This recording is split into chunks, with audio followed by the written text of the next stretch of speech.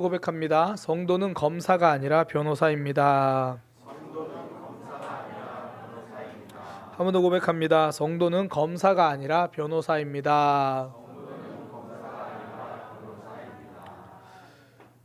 프랑스의 황제까지 되었던 사람 나폴레옹, 아마 한 번쯤은 이름을 들어본 사람일 겁니다. 이 나폴레옹은요, 한때 유럽 땅의 절반을 점령할 정도로 대단한 사람이죠. 그런데 이 나폴레옹을 평가하는 말이 참 재미있습니다. 뭐 여러 가지로 평가를 하지만 이런 말도 있는데요. 혁명의 아들이자 혁명의 파괴자, 이렇게 평가합니다. 그러니까 혁명의 아들이자 혁명의 파괴자, 굉장히 두 가지 상반된 평가를 같이 하는 거죠. 원래 나폴레옹은 이 평민 출신이라고 말해도 될 만큼 정말 이 낮은 귀족의 출신이에요. 그런 그가 황제까지 오를 수 있었던 건 프랑스 혁명 덕분이거든요. 그러니까 프랑스 혁명 덕분에 신분보다는 실력으로 인정받을 수 있는 길이 열려진 거예요. 그러니까 여전히 신분제가 강했다면 그가 아무리 전쟁에서 많이 승리하고 큰 전쟁에서 승리했다 하더라도 이 승진할 수 있는 그 구간이 한정되어 있거든요. 그런데 이제 프랑스 혁명 이후에 그런 것들이 열려지니까 그가 가능했던 거죠. 또 본인이 그런 혜택을 받아서 그런지 이 나폴레옹이 나폴레옹 법전이라는 법을 만듭니다. 이게 굉장히 유명한 건데요. 이 나폴레옹 법전의 내용을 보면 이런 겁니다. 신분제가 가지고 있는 특권들을 다 없애버렸어요. 그리고 누구라도 자기의 사유재산, 자기의 재산을 보호받을 수 있도록 하는 뭐 그런 법입니다. 오늘날 우리가 보기에는 뭐 당연한 거 아니에요? 그럴 수 있는데 그 당연한 것이 당연하게 여기기 시작하게 만든 그 시초의 법이 이 나폴레옹 법전이에요. 나폴레옹이 유럽을 점령하는 곳마다 이 자기의 법을 이제 그것을 지키도록 했으니까, 그래서 이 혁명의 아들, 정말 그런 모습들, 이 구봉건 제도를 무너뜨리고 새로운 질서를 만들어갔던 그런 사람, 그렇게 불러요. 그런데 또 혁명의 파괴자라고도 불러요. 왜냐하면 본인은 그렇게 신분제를 넘어선 뭐 그렇게 특권을 없애는 걸로 법을 만들었는데 정작 본인 자신은 스스로 황제까지 올라요. 황제가 오르고 또 자기가 점령한 지역에 다른 나라를 점령하고 나면 그 점령지를 다스리는 왕으로 자신의 친족을 이렇게 보내요. 그래서 뭐 자기의 뭐 사돈을 뭐 스웨덴 왕으로 앉히기도 하고 뭐 그런 식으로 이제 막 합니다. 그리고 나폴레옹 법전을 뭐 유럽 뭐 전역에 퍼뜨렸다고 하지만 그 과정에서 벌어진 많은 전쟁을 통해서 학자들이 추산하기를 전쟁에서 죽은 사람, 또 일반인들이 전쟁에 휩쓸려 죽은 사람 수백만 명이랍니다. 그러니 그를 혁명의 파괴자 이렇게도 이야기를 하는 거죠. 뭐 보는 관점에 따라 좋게도 보고 뭐 부정적으로도 볼 수도 있을 겁니다. 그런데요, 정말 나폴레옹 편을 많이 들어줘서 정말 그래도 좋은 의도였잖아 그렇게 말을 한다 하더라도 그 과정에서 죽어간 수백만 명의 사람들, 또 그의 부끄러운 여러 가지 모습들, 마냥 잘한 일이라고 볼 수는 없는 거죠. 의도는 좋았을 수 있어요. 그런데 결론은 수많은 사람들이 아파하고 죽어간 그런 모습이죠. 그런데 우리의 일상에서도 이런 일들이 일어나고 있다라는 겁니다. 정치 얘기를 하는 게 아니라 우리의 일상, 우리의 삶에서요. 목사님, 우리는 나폴레옹처럼 대단한 정치인은 아닙니다. 맞아요. 그렇진 않아요. 그래서 우리가 뭐 유럽 전쟁을 일으키거나 수많은 사람의 생명을 빼앗지는 않습니다. 그러나 상대방을 위해서 한다고 한 좋은 의도로 한 말 한마디가 상대방의 마음에는 수십 년 동안 해결되지 않는 상처로 남기도 합니다. 좋은 말을, 좋은 의도에서 그 사람에게 좋은 길을 알려주려고 이것만 고치면 정말 괜찮아 보여서 그렇게 해서 내가 한 말인데 오히려 그것 때문에 상대방은 더 아파하고 힘들어하고 어쩌면 뭔가를 새롭게 시작해보려는 마음마저 죽어버린 그런 모습일 때도 있다라는 거죠. 그럼 정말 그것이 잘한 행동일까? 우리는 고민해 보아야 할 일입니다. 무엇보다 오늘 본문에서 예수님은 선명하게 말씀하십니다. 남을 비판하지 마라. 마태복음 7장 1절이죠. 비판을 받지 아니하려거든 비판하지 마라. 여기서 비판이라고 하니까 단순히 막 상대방을 뭐 이렇게 비난하거나 안 좋게 말하는 그것만 말하는 것 같은데 맥락을 보면 그렇지도 않아요. 마태복음 7장 4절에 형제에게 말하기를 나로 너의 눈 속에 있는 티를 빼게 하라. 그러니까 너에게 지금 이런 잘못이 딱 있는데 이런 부족한 거 있는데 그것만 좀 고치면 안 되겠어? 그러니까 조언해주는 말이겠죠. 그 사람을 위해서 지적해주는 그런 말까지 포함한 이야기예요. 예수님은 그걸 금지시켰습니다. 다르게 말하면 상대방을 판단하고 지적하는 그런 일은 하나님이 성도에게 맡기신 사명은 아니라는 거예요. 예수님을 따르는 예수님의 제자들에게 맡긴 사명은 아니라는 거죠. 저는 제가 청년 때요, 교회에서 정말 많은 이들의 후배들 또 뭐 동료들 청년 때 청소년 때 그들의 잘못을 지적한 사람이었어요. 그것이 저는 그 사람을 돕는다라고 착각을 하고 오해하며 살았습니다. 청소년 청년 시절에 제 동기, 제 친구와 둘이서 같이 교회를 참 열심히 했어요. 그 친구가 회장을 하면 제가 총무를 하고 제가 회장을 하면 그 친구가 총무를 하고 그런데 주변의 시선이 평가가 달랐어요. 그 친구의 별명은 복음이라고 불렀고요. 제 별명은 율법이었어요. 그러니까 너무나 대조되는 모습. 근데 저는 그게 공동체를 위하는 건 줄 알았어요.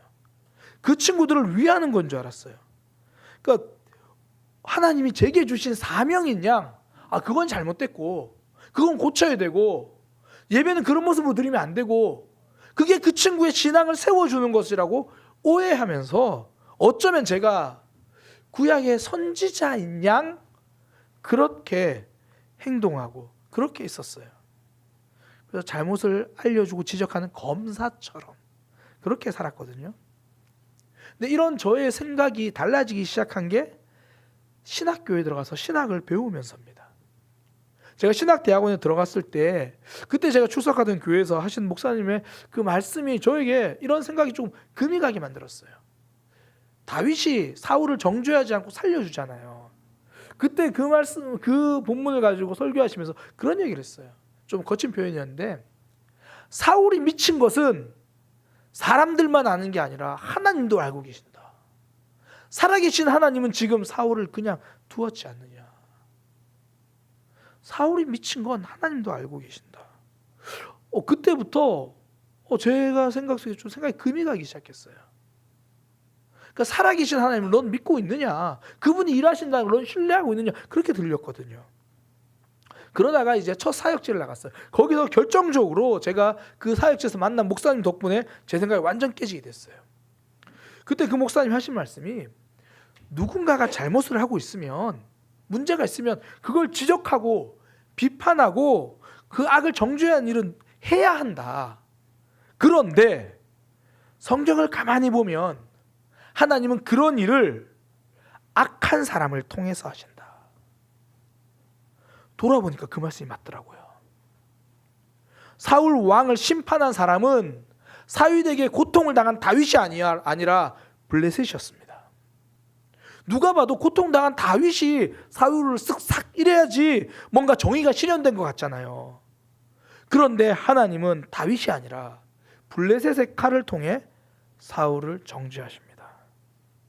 정죄하고 죄를 드러내는 건 그 일에는 하나님의 백성들을 사용하지 않더라는 거예요. 그러니까 성도의 사명은 죄를 알려주고 드러내는 검사가 아니라 그 허물을 감싸주고 회복시켜주는 변호사의 일이다라는 거죠. 작년 12월 이제 성탄절을 앞두고 성탄에 쓰임받은 사람, 예수님 이 땅에 오시는데 쓰임받은 사람이라는 주제를 가지고 금요기도회 때 한 주씩 말씀을 전했어요. 그때 이 요셉, 마리아의 남편, 예수님의 육신의 아버지라고 하는 그 요셉의 말씀을 나누면서 마태복음 1장 19절 말씀을 이렇게 나눴어요. 그렇게 되잖아요. 그의 남편 요셉은 의로운 사람이라. 의롭대요. 그런데 성경이 말한 그 의로움이 뭐냐면 그를 드러내지 아니하고 가만히 끊고자 하여. 그러니까 지금 자기의 약혼녀 마리아가 임신을 했어요. 아직까지 이유를 몰라요. 그런데 뭐 그 당시에 죄잖아요. 엄청난 죄잖아요. 근데 이걸 이거 보세요. 이렇게 잘못했습니다 하고 드러낸 걸 의롭다고 한 게 아니라 의로운 사람이라. 의로운 사람의 모습이 뭐였냐면 상대방의 죄를 드러내지 않고 그냥 그 관계를 조용히 정리하려고 했던 거. 세상이 말하는 것과 성경이 말하는 게 너무 달라요. 세상은 저 사람 잘못했으니까 잘못했다라고 알려주고 큰 소리로 정의를 외치는 게 의로운 삶이라고 그러는데, 성경은 이상하게 의로우니까 드러내지 않으려고 했다, 그렇게 말합니다. 세상의 가치관과 말씀에서 알려주는 게 너무 다른 거죠. 오히려 말씀은 그 반대로 이야기해요. 드러내려고 고발하고 참소하는 자들, 그걸 성경에는 사탄이라고 이야기합니다. 사탄이란 단어는 영어가 아니고요, 원래 히브리어입니다. 히브리어에서 그 뜻 자체가 참소하는 자, 고발하는 자, 이게 사탄이에요. 욥기 1장 6절에 보면 하루는 하나님의 아들들이 와서 여호와 앞에 섰고 사탄도 그들 가운데 온지라, 이게 히브리어 그대로 적혀 있는 거거든요. 많은 이들이 이 사탄이라는 단어가 악마의 이름을 나타내는 고유명사라고 착각을 하는데요, 고유명사가 아니라 고발하는 자, 참소하는 자를 뜻하는 보통명사입니다. 그러니까 하나님의 아들들이 모여 있는데 고발하는 자가 와서, 그래서 그가 했던 일이 욥을 고발하는 일이잖아요. 욥이 까닭없이 그렇게 했겠습니까? 그렇게 막 드러내려고 했잖아요. 누군가가 잘못을 했어요. 문제가 있어요. 그러면 보통 하나님의 의가 나타나기 위해서는 두 가지 일이 병행돼야 되죠. 이 잘못한 사람에게 잘못을 알려주고 그 잘못이 또 잘못에 대한 대가를 치는 것도 필요하고 심판을 받아야 돼요. 하나님도 그 일을 하십니다. 그리고 또 그러고 나면 그 사람을 영원히 버리는 게 아니라 다가가서 손잡아주고 회복시켜주고 다시 일으켜주고, 이 두 가지 사역이 다 돼야죠. 그런데 하나님은 이 사역을 악한 일을 통해서 하시고 이 사역을 주의 백성들을 통해서 하신다라는 겁니다. 예수님은요, 자신을 십자가에 못 박은 이들을 향해서 하나님 앞에 변호사로 섭니다. 하나님, 저들의 죄를 용서하여 주옵소서. 저들은 몰라서 그런 겁니다. 성도는 예수님을 따르는 사람입니다. 성도는 예수님을 닮아가기 위해서 몸부림치는 사람입니다. 그러니 검사가 아니라 변호사로 살아가는 것, 이것이 성도의 삶입니다. 비판은 하나님이 우리에게 맡기신 사명이 아닙니다. 무엇보다 하나님이 우리에게 비판하지 말라고 하시는 건 그 상대방을 위해서기보다 우리를 위해서예요. 비판하지 말라고 하시는 첫 번째 이유, 남을 비판하는 것은 나를 무너지게 하는 함정이라는 거예요. 마태복음 7장 1절에서 2절, 비판을 받지 아니하려거든 비판하지 말라. 너희가 비판하는 그 비판으로 너희가 비판을 받을 것이요, 너희가 헤아리는 그 헤아림으로 너희가 헤아림을 받을 것이다. 그러니까 남을 비판하면 그 내용을 가지고 내가 비판받게 된다, 그렇게 이야기를 하는 거죠. 우리가 지금 산상수훈 말씀을 쭉 살펴보고 있는데, 산상수훈 말씀에서 팔복에서 긍휼히 여기는 자는 긍휼히 여김을 받을 것이다. 그래서 긍휼의 리턴 법칙에 대해서 이야기를 했잖아요. 내가 누군가를 긍휼히 여기면 하나님께서 나를 긍휼히 여겨주실 거고, 예수님이 하신 말씀에 너희가 누군가를 용서하면 하늘 아버지도 너희를 용서해 주실 거다. 긍휼의 리턴 법칙을 우린 지금까지 들었어요. 그런데 긍휼만 리턴 법칙이 있는 것이 아니라 오늘 예수님의 말씀을 보니까 비판도 리턴 법칙이 있다라는 거예요. 비판과 정죄를 했더니 그 빙글빙글 돌아서 부메랑이 되어서 나에게 돌아온다라는 거죠. 나는 이게 옳은 것 같아서 이렇게 하라고 이야기했는데 그 말이 나에게 돌아와서 나에게도 동일하게 그것이 나를 정죄하고 나를 비판하게 한다는 거죠. 성경에 보면요, 재밌는 대화가 하나 나와요.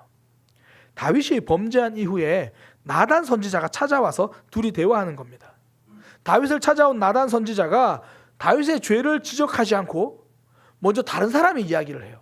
이런 이야기를 하는 겁니다. 왕이시여, 어떤 동네에 한 가지 일이 있었습니다. 그 어떤 일이냐면 한 부자가 자기 집에 양도 많고 소도 많고 그런 부자였어요. 그런데 그 사람에게 여행자가 찾아왔어요. 친구가 누가 방문객이 찾아오니까 대접을 하기 위해서 자기 집에 많은 소와 양을 잡는 게 아니라 옆집 가난한 사람에게 가서 그 집의 양을 잡았어요. 근데 그 집의 양은 어떤 양이냐면 이 가난한 사람이 이 하나밖에 없는 양이니까 너무 소중하게 여겨서 자기의 자녀들과 함께 기르고, 그러니까 너무 품에 안고 거의 자신의 딸처럼 키운 그런 양인데, 그 부자가 자기 집에 많은 것은 놔두고 그 가난한 사람께 그걸 뺏어다가 그 양을 잡아가지고 그 자기에게 온 손님을 대접했어요. 다윗이 그 말을 듣고 엄청 화를 냅니다. 그래서 하는 말 사무엘하 12장 5절 다윗이 그 사람으로 말미암아 노하여 나단에게 이르되 여호와의 살아계심을 두고 내가 맹세하노니 이 일을 행한 그 사람은 마땅히 죽을 자다. 엄청나죠. 여호와의 살아계심을 두고 맹세하니 맹세했어요. 이 사람은 마땅히 죽을 자다. 다윗이 생각하기에 그 사람은 악한 사람이고 그 사람의 죄는 죽어 마땅한 죄라 생각했습니다. 그래서 당당하게 이건 내가 바르게 판단해 주지. 이건 그 사람 죽어야 돼. 그때 나단 선지자는 이렇게 말합니다. 사무엘하 12장 7절 나단이 다윗에게 이르되 당신이 그 사람이다. 당신이 그 사람이다. 다윗이 우리아의 아내 밧세바를 취한 사건을 이야기한 거죠. 그런 줄도 모르고 다윗은 자신의 불의를 용납하지 못하는 왕처럼 정의로운 왕처럼 판결하고 다른 사람을 정죄하고 비판하고 있습니다. 자신의 모습은 돌아보지 않고 상대방의 잘못은 그럴 수 없는 큰 죄라고 이야기를 한 거죠. 그때 하나님이 말씀하십니다. 네가 그 사람이다. 우리의 삶에서도 그럴 때 있잖아요. 하나님 어떻게 저 사람은 신앙생활을 저렇게 할 수가 있어요. 20년 동안 교회를 다녔는데 왜 아직도 저런가요? 그때 하나님이 그럽니다. 네가 그 사람이다. 너는 그럼 20년 동안 신앙생활하고 있는데 20년치 성숙이 지금 너에게 있냐? 하나님 그거 물으신다는 거예요. 하나님 요즘 시대가 왜 이렇게 악해요? 시대가 왜 이렇게 잔인해요? 네가 그 사람이다. 너는 너에게 찾아온 사람에게 얼마나 너그러운 사람이었냐. 내가 비판한 그 비판이 부메랑이 되어서 돌아온다는 거예요. 그렇게 보면 비판은요 바위로 주먹을 치는 거랑 같아요. 내가 강하게 치면 칠수록 부서지는 건 내 주먹입니다. 한때 우리나라를 넘어서 전 세계적으로 인기 있었던 드라마 있죠. 오징어 게임. 보면 왜 옛날에 했던 게임 무궁화 꽃이 피었습니다. 막 그거 하고 제 친구 목사가 저희 오징어 게임 초창기에 나왔을 때 제가 보기 전이었는데요. 요즘은 애들이 진짜 무궁화 꽃이 피었으면 이상하게 해 그러더라고요. 어떻게 하는데 그래서 무궁화 꽃이 피었습니다 하고 그래서 움직이면 저희 때는 순례가 됐잖아요. 움직였다니까 총을 쏜대요. 막 진짜 이상한 드라마가 나와가지고 거기에 보면 구슬을 서로 이제 구슬치기 하는 장면이 나와요. 그러니까 구슬을 가지고 다양하게 게임을 하면 돼요. 그 주인공 이제 이정재가 이제 그 한 할아버지랑 이 오일남 할아버지랑 할아버지와 같이 이제 구슬을 그걸 하죠. 근데 계속 틀려요. 그러니까 홀짝을 하는데 그래서 이정재가 구슬을 다 잃어버리고 하나밖에 안 남았어요. 굉장히 막 두려운 마음으로 짝 그러는데 홀인 거예요. 근데 갑자기 할아버지가 아까 뭐라고 했더라? 기억을 못 하는 거예요. 그래서 자기가 바르게 말한 것처럼 그래서 자꾸 속여서 그 할아버지 구슬을 다 가져가요. 게임이 끝난 것처럼 보입니다. 근데 그 할아버지가 구슬이 하나 남았어 하고 한 개를 꺼내요. 근데 갑자기 이상한 이야기를 해요. 자네가 가진 구슬 전부, 이 한 개는 내가 가진 전부. 그러면 나 이 한 개인 전부를 걸고 너도 그 전부인 걸 걸자. 그랬더니 이정재가 화를 내요. 그 구슬 하나랑 내가 가진 구슬 전부를 걸라고요? 그런 억지가 어디 있어요? 말이 안 되잖아요. 그렇게 말하니까 갑자기 오일남 할아버지가 쳐다보면서 말합니다. 자네가 나를 속인 건 말이 되고 자네가 나를 속이고 구슬을 가지고 간 건 말이 되고 내가 남을 속인 건 살기 위해서 어쩔 수 없었던 행동이고 남이 나에게 이렇게 하는 건 말도 안 되는 행동인 줄 알았어요. 근데 그게 이정재에게 그대로 돌아옵니다. 우리는요 내 모습은 내가 누구보다 잘 알고 내 사정은 누구보다 잘 알고 내 아픔은 내가 알고 내 상처는 내가 아니까 나는 그럴 수밖에 없었다고 생각을 해요. 근데 상대방은 그 이유를 들여다보기보다 행동만 들여다보거든요. 그러니까 너는 왜 그러냐? 너무나 쉽게 판단하고 너무나 쉽게 비판합니다. 지금 어떤 아픔을 가지고 저런 행동을 하고 있는지 거기를 들여다볼 생각을 안 해요. 그리스 철학자 중에 에픽테토스라는 사람이 있습니다. 우리가 흔히 왜 한 번쯤 들어봤던 스토아 학파라는 그쪽에 있는 학자거든요. 이름도 어려워요. 에픽테토스. 이 철학자가 원래 태어나기 노예로 태어납니다. 노예로 태어났는데 거기서 철학을 배우게 되고 자기 주인이 철학자였어요. 철학을 배우고 나중에 노예에서 풀려나가지고 수많은 그리스 젊은들에게 철학을 가르쳐요. 이 사람이 했던 말 중에 이런 말이 있습니다. 누군가 서둘러서 목욕을 하고 있습니까? 그가 잘못하고 있다고 말하지 마십시오. 그저 서둘러 목욕하고 있다고 말하십시오. 누군가 많은 와인을 마시고 있습니까? 그가 잘못하고 있다고 말하지 마십시오. 그저 많은 와인을 마시고 있다고 말하십시오.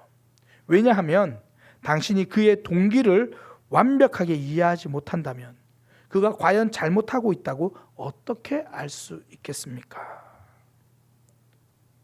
그러니까 내가 조급하게 움직이는 건 지금 바빠서 그럴 수밖에 없고, 상대방이 조급하게 움직이는 건 참을성이 없는 거고, 내가 날카롭게 반응하는 건 내가 받은 상처와 아픔 때문에 그럴 수밖에 없는 거고, 상대방이 날카롭게 반응하는 건 왜 저리 예민해?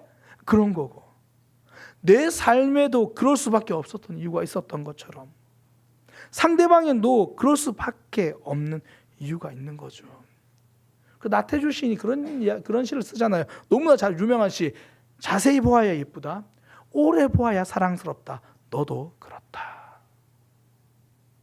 겉모습만 보니까 사랑스럽기보다 미운 모습만 보이죠. 왜 나한테 말을 그렇게 해?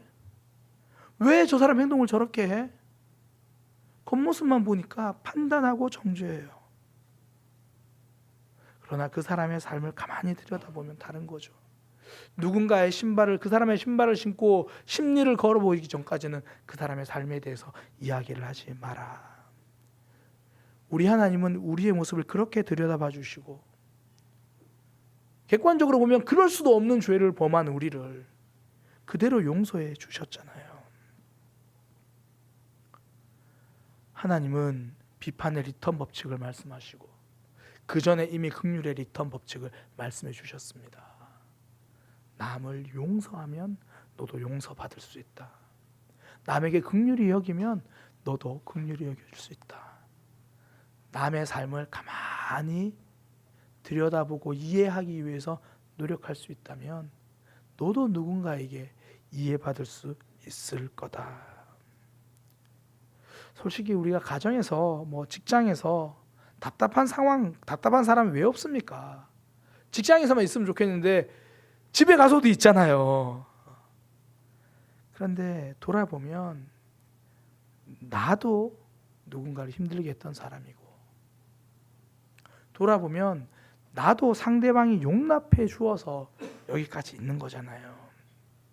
그래서 예수님 하신 말씀, 비판하면 비판이 돌아오지만 용서하면 용서가 돌아온다.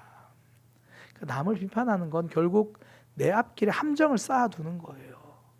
뒤집어서 남을 용납하고 받아주면 내 삶에서 하나님이 주신 은혜를 우리가 준비해 놓을 수 있는 그 통로가 된다라는 거죠. 그래서 예수님이 하신 말씀, 비판하지 마라. 비판하면 너도 동일하게 그 아픔을 겪는 거야. 우리에게 말씀해 주십니다. 또 하나, 두 번째, 비판하지 말라고 하는 이유는요, 남을 비판하는 순간 내 잘못을 보지 못하기 때문입니다. 마태복음 7장 3절이죠. 어찌하여 형제의 눈 속에 있는 티는 보고 내 눈 속에 있는 들보를 깨닫지 못하느냐. 들보, 건물 옆에 있는 거 쉽게 이해하려면 기둥. 남에겐 티인데 내 눈에는 기둥. 7장 4절에 보라, 내 눈 속에 있는 들보가 있는데 어찌하여 형제에게 말하기를 내 눈에 있는 너의 눈에 있는 티를 내가 좀 빼보자, 그렇게 말하느냐. 7장 5절, 너의 눈 속에 있는 들보를 먼저 빼라. 남을 비판하기 전에 먼저 자신을 돌아보라고 말해요. 남을 비판하고 티끌을 보는 사람들은 많은 경우 자신의 허물을 가리기 위해서입니다. 이걸 심리학에서도 이걸 투사라고 부르는데요. 그러니까 이런 거예요. 상대방에게 화를 내는데 사실은 내 잘못을 숨기기 위해서죠. 이거 언제 많이 경험하나요? 부부싸움 할 때 많이 경험하죠.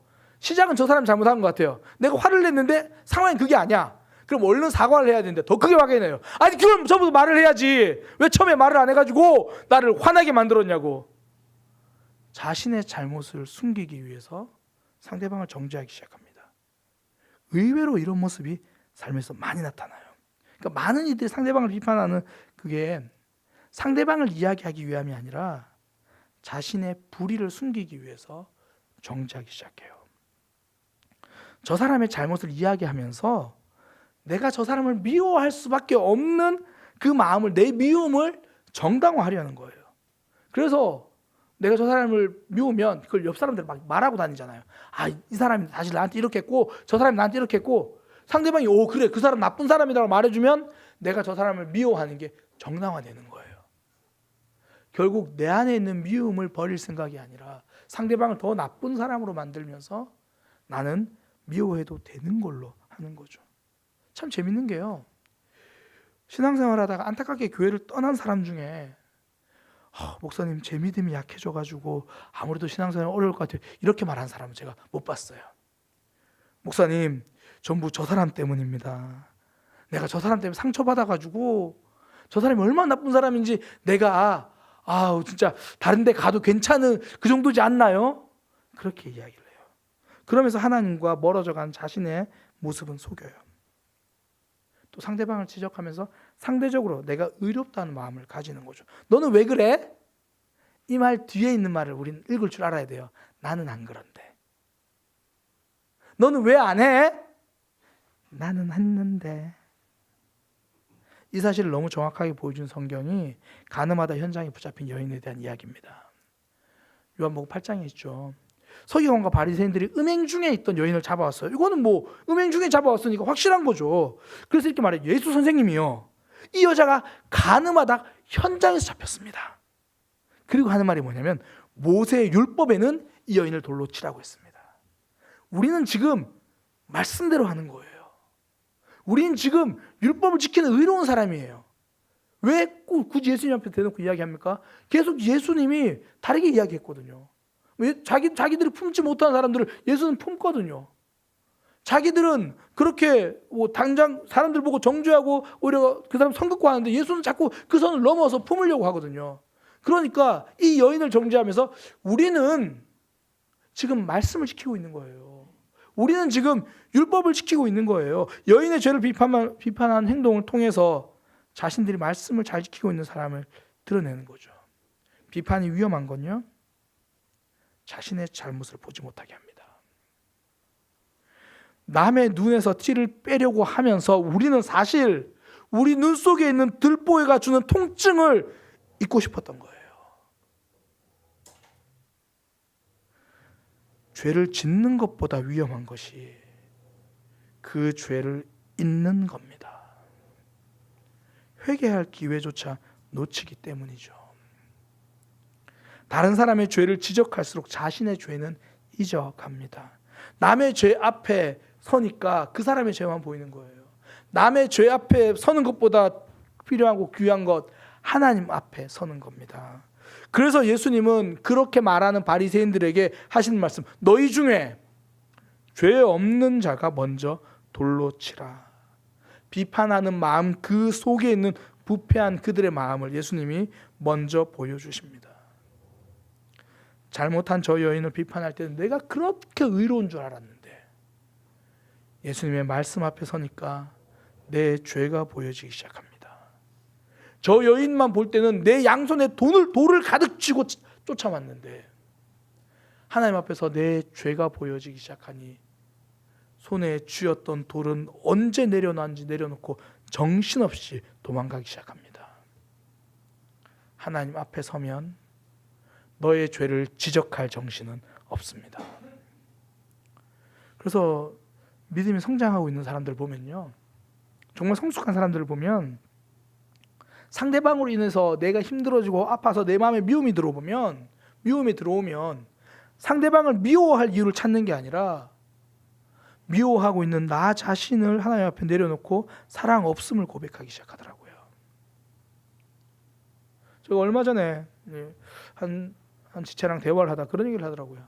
직장에서 계속 최근 들어 자기 자꾸 힘들게 한 사람이 있는데 너무 미워가지고 막, 근데 어느 순간 이거 하나님 주신 마음 아닌데 나 이러면 안 되는데 세상 사람들은 너 미워해도 돼, 충분해라고 이야기하는데 하나님은 주의 백성 그러면 안 된다라는 그 말을 주니까 너만 보고 있으면 내가 달라질 수 없습니다.